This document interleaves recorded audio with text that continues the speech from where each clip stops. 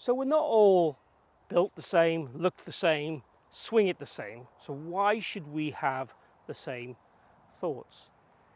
So I want to share with you today 3 different ways you could think to operate your downswing.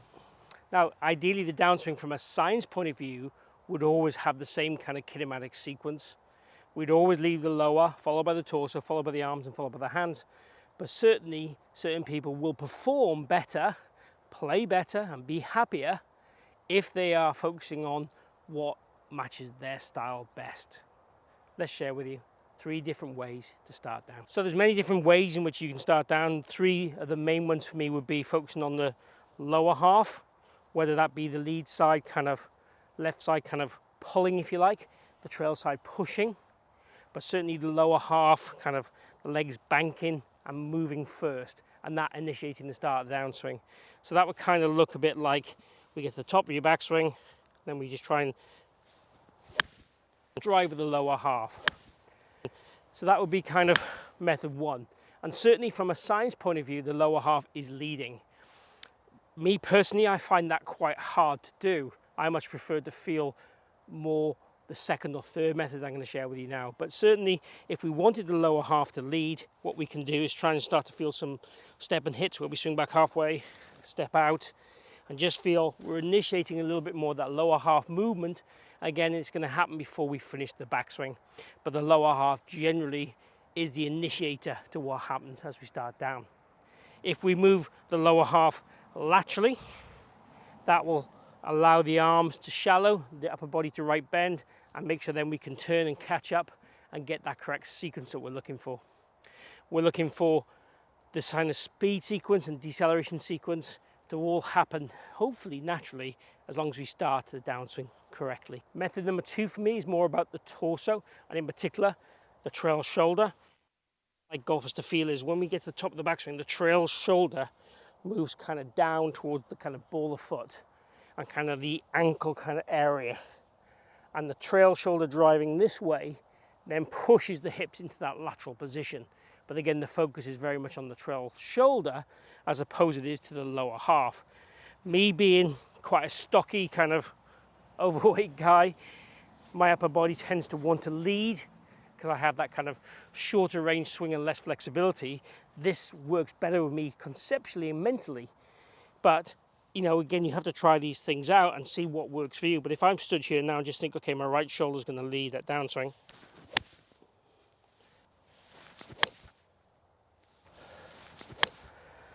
That for me, mentally and conceptually, ticks more boxes for me. But again, with all these things, I would want you to do a proper test and look at outcomes. What gives us the best outcomes? The last way I'd want you to look at is more the hands. And again, the hands can create some really natural forces if we move them correctly. And this would be very much on the top of the backswing, feeling the hands go low and certainly more towards your trail toe. So it's kind of low and down. As I turn, the hands will go a bit more out. So that stops us getting too kind of deep or trapped, which is one problem we tend to see with a lot of golfers. So the more we can feel that the hands are going low, that drags the rib cage down. And again, that drags us into a little bit of this right bend, which in turn gives us a little bit of lateral movement with the lower half. If we don't get enough lateral movement in the lower half, then we can readdress that. But again, as we've already said, it's about looking at the outcomes. Do we get better contact, better results, better ball flights when we focus on the hands versus the shoulder or versus the legs?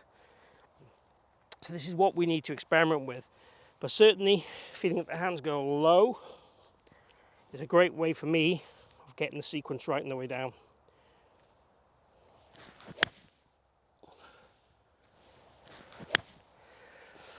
Pete Cowan often talks about the hands driving the hips rather than the hips driving the hands, and I quite like that in terms of a sequence point of view.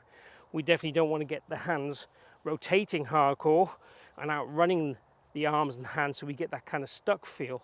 That's definitely that kind of death move. We really want to feel that the elbow works down in front of the hips and the hips are being pushed laterally, and then it's rotation and extension through the golf ball.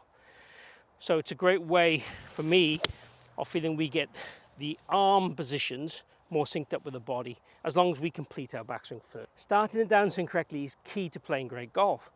We have to make sure we make a good backswing, obviously, but getting the right conceptual thought, take away some of the technical clutter, but have something simple that allows us to deliver the golf club correctly, can be a real game changer how you play.